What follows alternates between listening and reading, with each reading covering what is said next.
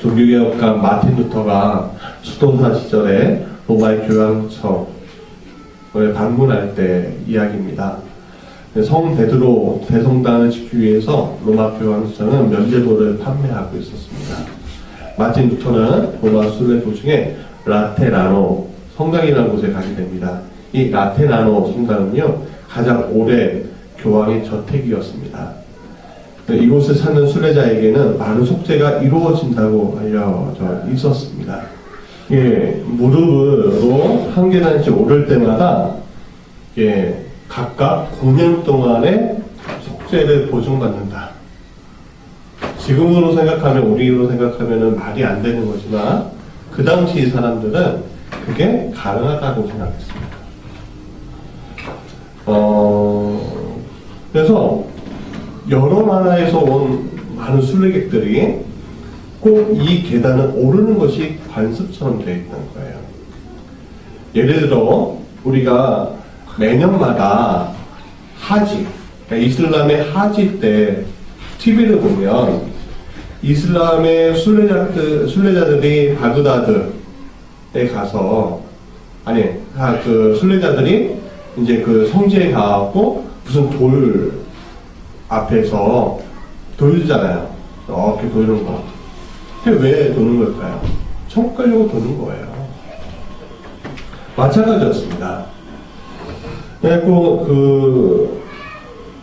루터는 우선은 성당 미사에 참석하고 싶었어요. 그래서 사람이 너무 많은 거예요. 참석하지 못하고, 그리고 그렇기 때문에 더 간절한 마음으로 무릎으로 한 걸음 한 걸음 기도하면서 그 속죄, 그 삼천을 위해서 속죄했습니다. 얼마나 많은 순교자들이 이 계단을 올라갔을까? 그들은 진짜 속죄를 받았을까? 하는 마음을 그가 들었어요. 근데 오르던 계단 중 하나에가 몹시 달아서 반짝반짝거리는 거예요. 이 계단이 바로 그리스도가 무릎을 꿇은 계단으로 십자가 표시가 붙어 있었다는 거예요. 왜냐하면 이 계단이 어떤 계단이냐면, 그리스도가 고난 받으실 때 빌라도 궁전에 예수님이 들어가시잖아요. 그 올라갔던 스칼라 산타 계단이라는 거예요. 근데 천사에 의해서 온전한 모습으로 로마에 옮겨졌다고 믿었기 때문에 그렇습니다. 그래서 이 계단에 바로 그리스도께서 무릎을 꿇는 계단이기 때문에 십자가 표시가 붙어 있었어요. 그리고 이 계단만은 속죄의 기간이 2배로 계산이 된다는 거예요. 근데 그 사실을 마음속으로 떠올리면서 루터가 문득 로마서 1장 17절 말씀이 떠오르는 거예요. 의인은 믿음으로 말미암아 살리라. 그 당시 로마 카톨릭의 교회의 타락은요, 아주 크게 다했습니다. 여러 개 교리를 가르치고요, 교황은 항상 진리를 가르친다는 무호서를 선포했습니다. 급기야는 죄의 문제를 면죄부를 통해서 해결할 수 있다, 그런 논리로 성도들에게 헌금을 거두었어요. 면죄부에 대해서 우리가 잘 모르기 때문에 와닿지 않을 수 있습니다. 그러나 그 당시 성경에 대해서 무지했던 성도들은요, 죄의 문제에 대해서 매우 심각하게 생각했습니다. 죄는 곧 사망이라는 가르침을 심각하게 받아들일 수밖에 없었는데, 왜냐하면 사회가 발달함에 따라서 우리에게 죽음이라는 단어가 그렇게 가까이 있는 것처럼 느껴지지 않잖아요. 매우 먼 것처럼 느껴진단 말이에요. 근데 그 당시의 사람들에게 죽음은요, 기아와 질병과 전쟁으로 시달리고 있기 때문에 매우 가까운 것이었습니다. 내가 언제 죽을지 모르는 것이었어요. 매일 일어나는 일상이었기 때문에 그렇습니다. 그래서 죽음의 공포는 그들의 일상이었고, 로마 카톨릭은 소위 말하는 종교 장사를 통해서 성직자들의 부를 늘리고 교회는 다양화시키는 일을 하고 있었습니다. 그럼에도 불구하고 죄의 문제는 심각한 문제였죠. 성도들은 십자가에서 자신들을 위해 죽으신 예수 그리스도를 믿는 것 대신에 면죄부를 사는 행동을 통해서 자신의 죄 문제와 가족의 죄 문제를 해결할 수 있다는 잘못된 가르침을 행하는 로마 카톨릭의 성교에 동요할 수밖에 없었어요. 그것이 거의 400년에 걸쳐서 일어났습니다. 그런데 오늘 루터가 현대교회를 바라보면서 무엇이라고 생각할까? 나는 저는 개인적으로 두렵습니다. 오직 의인은 믿음으로 말미암아 산다고 했는데 우리는 믿음커녕 의인으로 살고자 하는 도덕적인 의인으로 살고자도 안 하는 의인으로 살고자도 안 하는 도덕적인 타락에 휩싸여 있는 것을 느껴보게 됩니다. 중세기 민중들에게 성경은 너무 비싸고 글을 배우는 것이 사치였지만 오늘 우리에게 성경은 바로 있으나 읽지 않고 교리는 있으나 배우지 않고 그러니 이 세상을 살아가는 태도는 하나님에게 주도권을 드리는 것이 아니라 내 스스로가 주도권을 쥔 채 오히려 하나님을 믿는다고 하면서 사망으로 가는 모습을 우리가 지금 하나님 앞에 보여드리고 있는 것은 아닌가 하는 생각이 든다는 거죠. 사랑하는 여러분, 오늘 본문을 통해서 복음의 진리 안에 들어 비로소 영원히 열리는 경험을 하시길 간절히 축원합니다. 첫 번째, 의인이 되지 않으려면 오늘 우리를 한번 생각해 봅시다. 마틴 루터에게 있어서 지옥은요 너무나 현실감이 넘치는 것이었습니다. 왜냐하면 루터는요 젊었을 때 길을 가다가 들판에서요 엄청난 경험을 합니다. 천둥 번개가 치는데요 바로 자기 앞에서 소용돌이 치면서 번개가 떨어졌어요. 바로 자기 주변이 바로 앞에 지옥으로 변한 거죠. 그때 그는요 마음속으로 수도사가 되겠습니다 라고 고백했습니다. 그래서 그는 수도사가 되었죠. 죽음의 소용돌이를 경험한 그는 죽음의 문제와 구원의 문제 앞에서 항상 봉착하게 되는 거예요. 그래서 그는요 죽어서 지옥에 가지 않으려고요 범죄할 때마다 죄를 질 때마다 성당은 고해성사를 하잖아요. 그렇죠? 고해성사 신부에게 맨날 찾아가는 거예요. 신부님 제가 이런 마음을 지었습니다. 이런 죄를 지었습니다. 하고서 매일 찾아가는 거예요. 또 수시로 찾아가는 거예요. 또 시간 날 때마다 찾아가는 거예요. 마음의 거룩함을 잃어버리지 않으려고. 그 작은 죄, 마음의 죄, 그 죄를 가지고 있지 않으려고. 왜냐? 요 죄 하나 때문에 내가 지옥 가고 싶지 않으니까. 마틴 루터는 그 죄의 문제 때문에 심각하게 고민하며 살았습니다. 하도 많이 가니까 이 고해 성사 신부가 뭐라고 하냐면 제발 죄 좀 모아서 갖고 오라고 죄 좀 모아서 갖고 오지 수시로 오지 말라고 그렇게 얘기할 정도였다는 거죠. 죄의 문제는 우리를 천국까지 못하게 합니다. 왜? 하나님이 계신 그 천국은 거룩한 곳이기 때문에 제가 이만큼도 침투할 수 없잖아요.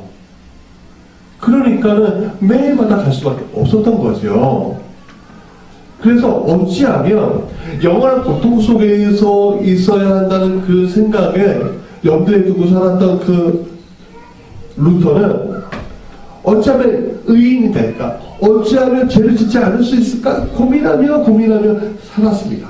그런 고민을 통해서 그는요 결론을 이른 게 의인은 믿음으로 말미암아 살리라 라는 로마서 1장 17절 말씀의 결론을 이르는 거예요.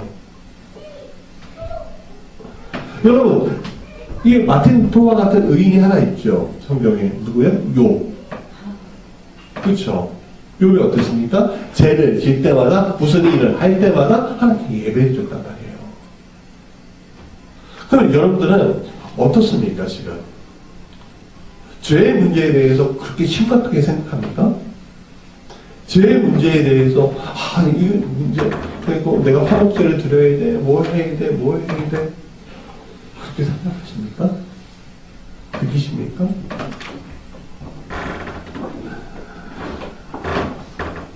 우리가 루터와 욥처럼 의인이 되고자 노력해야 합니다. 애써야 합니다. 의인은 하나님이 주신 거룩함을 회복한 상태를 이야기해요. 그러면 우리의 삶이 거룩함이 있는지 우리가 확인해 봐야 한다는 거죠. 거룩하지 못하다면 우리는 의인이 아닌 죄인으로서 지옥의 불구덩이밖에 들어갈 수밖에 없는 존재이기 때문에 그렇다는 거예요. 우리는 항상 입술로 죽겠어 라고 얘기해요. 그렇죠? 하지만 오늘 살려고 발버둥 치며 살아가는 게 우리입니다. 왜냐하면 죽음이라는 문제는 매우 심각한 문제이기 때문에 그래요. 그럼에도 불구하고 우리는 죽음의 문제에 대해서 너무 등한시하거나 너무 먼 미래의 것이라고 생각할 때가 얼마나 많이 있습니까? 오래 살기도 내가 벅찬데 의인은커녕 죄인으로 살아가는 것에 대해서도 무감각하게 살아가는 것이 너무나 당연한 거예요. 그래서 그러나 이상하죠? 우리가 조금만 멈춰보면 생사의 문제는요 그리 먼 곳에 있는 것이 아닙니다.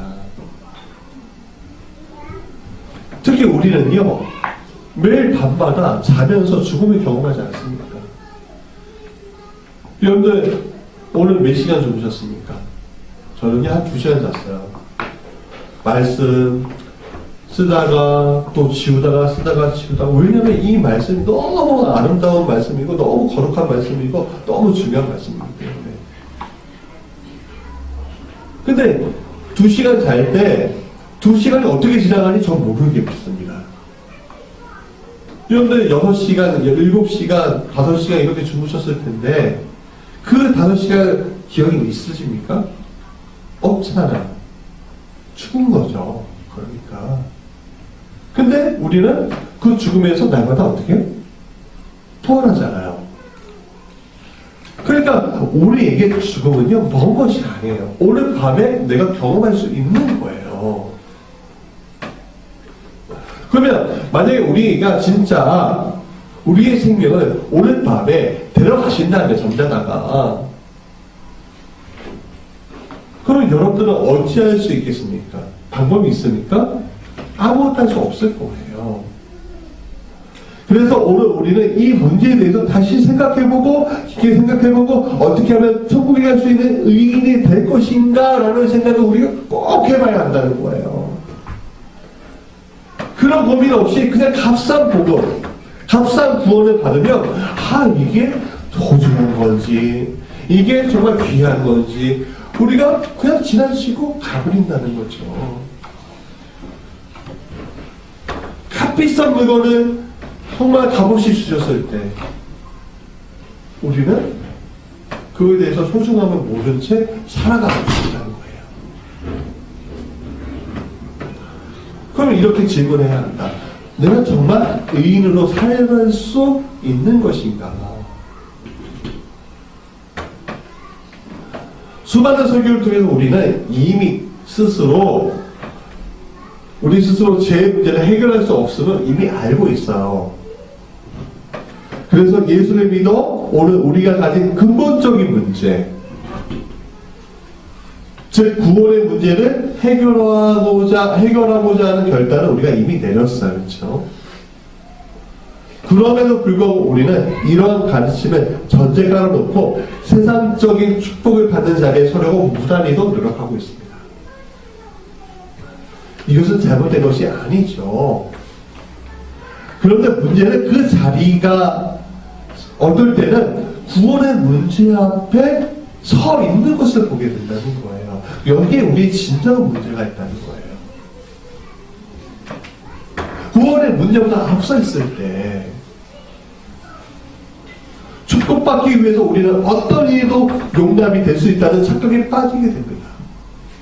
왜냐하면 우리는 예수 그리스도 믿음으로 말미암아 구원받은 사람들이라고 믿기 때문에 그래요.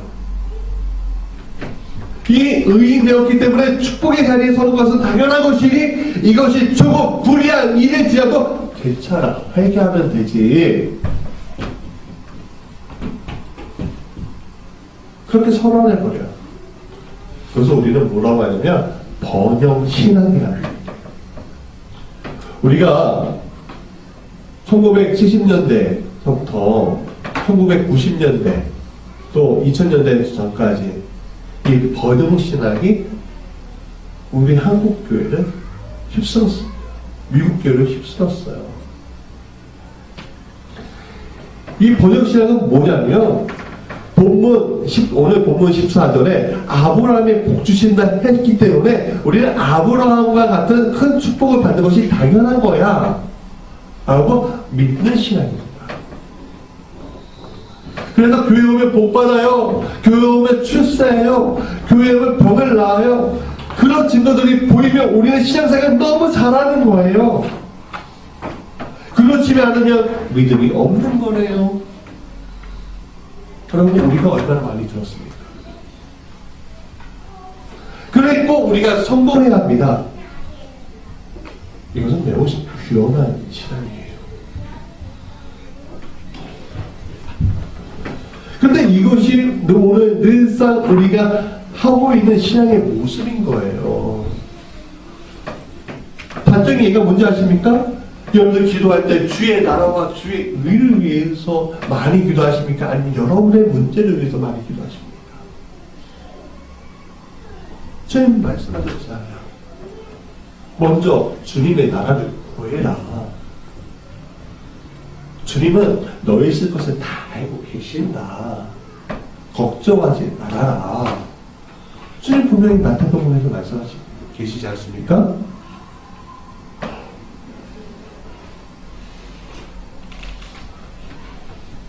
그런데 이것이 루터 시대에도 일어났던 일이라는 거예요. 루터는 당시 로마 카톨릭의 신앙을 영광의 신학이라고 불렀습니다. 그 당시 교회는요, 인간이 자신의 힘으로 하나님의 능력과 영광에 참여할 수 있다고 가르쳤습니다. 자신의 힘으로. 왜냐하면 인간은 하나님의 형상에 따라서 지어졌기 때문에 하나님의 불멸의 영광을 내가 반영하고 있다라고 이야기하고 있었다는 거예요. 그래서 하나님이 창조하신 이 피조세계 역시 하나님의 창조물로서 하나님의 오묘하신가 신비를 온전히 드러내고 있다고 가르쳤어요. 따라서 우리가 능동적으로 살면 우리가 하나님의 영광에 들어갈 수 있다. 참여할 수 있다. 그리고 번영을 누릴 수 있다라고 생각했다는 거예요.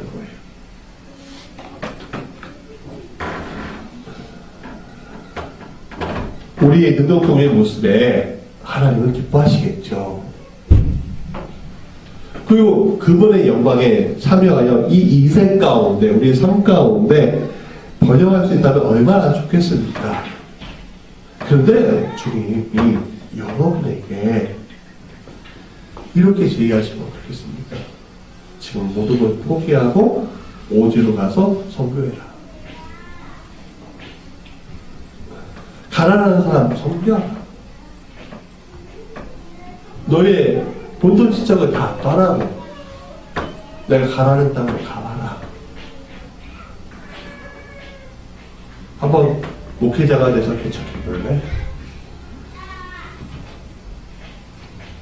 그런 제의를 여러분들에게 하신다면, 그렇게 부르신다면 여러분들은 어떻게 반응하시겠냐고요. 하나님의 음성과 우리의 욕망은요, 충돌하게 되어 있습니다. 어쩔 수가 없어요. 충돌은 곧 무슨 문제를 일으키죠? 죄의 문제를 일으키죠. 죄는 곧 뭐예요? 사망이에요. 사망으로 가는 지름길이죠. 그래서 주님은 부자 청년이 물질 문제 때문에 예수님을 따르지 못하고 떠나갔을 때 제자들에게 이렇게 비유하지 않습니까? 부자가 천국에 들어가기가 얼마나 어려운지 낙타가 바늘 위에 통과하는 것보다 어렵다라고 얘기했어요.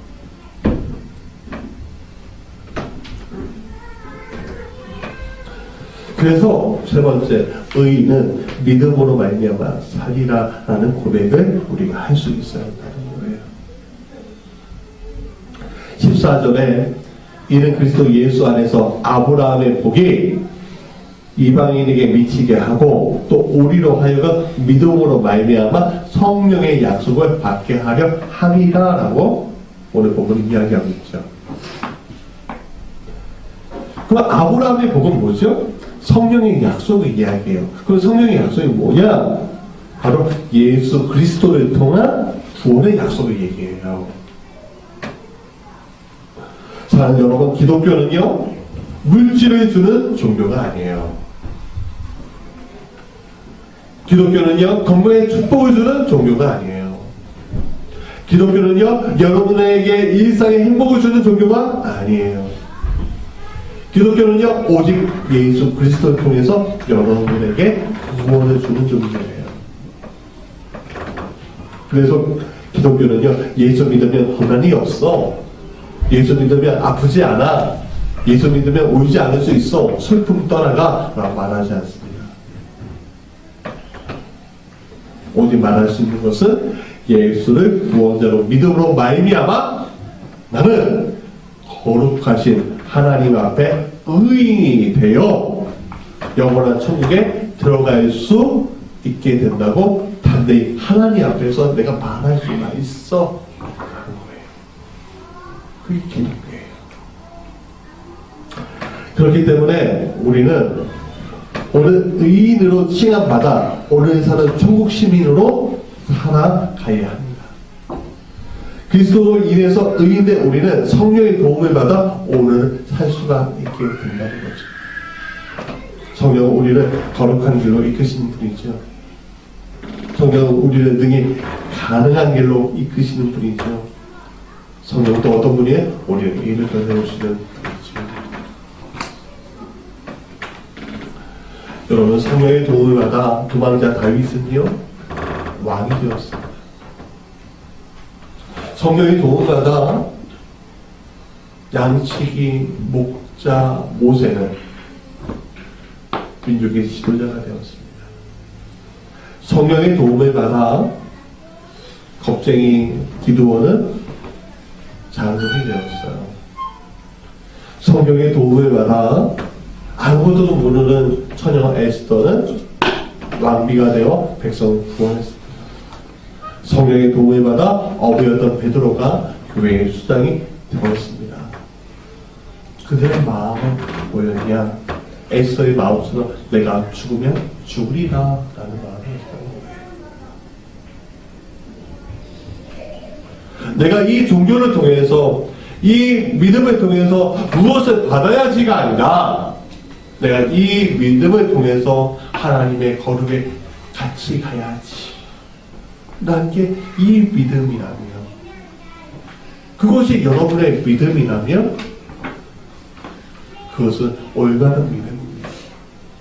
그러나 그것이 아니라 내가 이것을 취하려면 이 종교를 믿어야 해 라고 우리가 그것을 취하려는 것은 올바르지 못한 믿음인 거예요.